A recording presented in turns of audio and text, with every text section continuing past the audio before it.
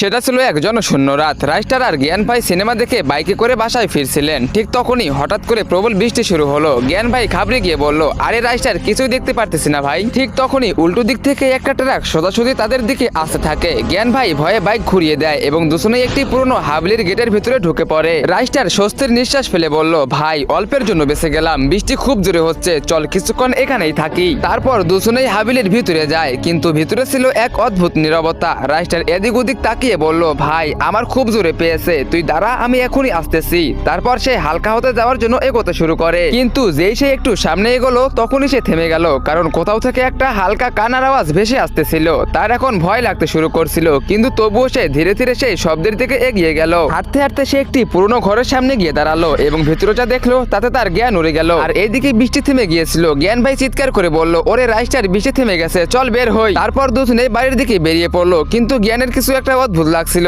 তবে অন্ধকার রাতে সে কিছুই ভাবলো না। পরের দিন সকালে গ্রামে মেলা বসেছিল, সবাই মজাই ছিল। ঠিক তখনই সেখানে হাতে একটি তলোয়ার নিয়ে রাইস্টার এলো এবং সোজাসুজি লোকেদের উপর ঝাঁপিয়ে পড়লো। সে একের পর এক তলোয়ার দিয়ে কাটছিল, সব দিকে মানুষজন মৃত অবস্থায় পড়েছিল।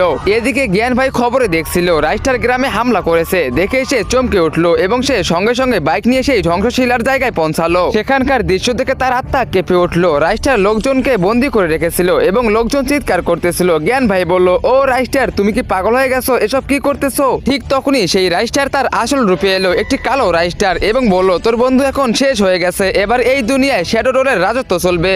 তো গাইস, রাইস্টার কি আসলেই মারা গেছে? আর এইটাই বা কোন রাইস্টার? আর কেনই বা গ্রামবাসীদের উপরে হামলা করতেছে? জ্ঞান ভাই কি পারবে রাইস্টারকে ফিরিয়ে আনতে এবং গ্রামবাসীদেরকে মৃত্যুর হাত থেকে বাঁচাতে? হ্যাঁ, তোমরা সেটা দেখতে পারবে পার্ট 2 তে। পার্ট 2 দেখতে চাইলে ভিডিওতে লাইক করে চ্যানেলটিকে সাবস্ক্রাইব করে দাও আর কমেন্টে পার্ট 2 লেখো। টিকটক ফেসবুক থেকে দেখে থাকলে ফলো করে দাও।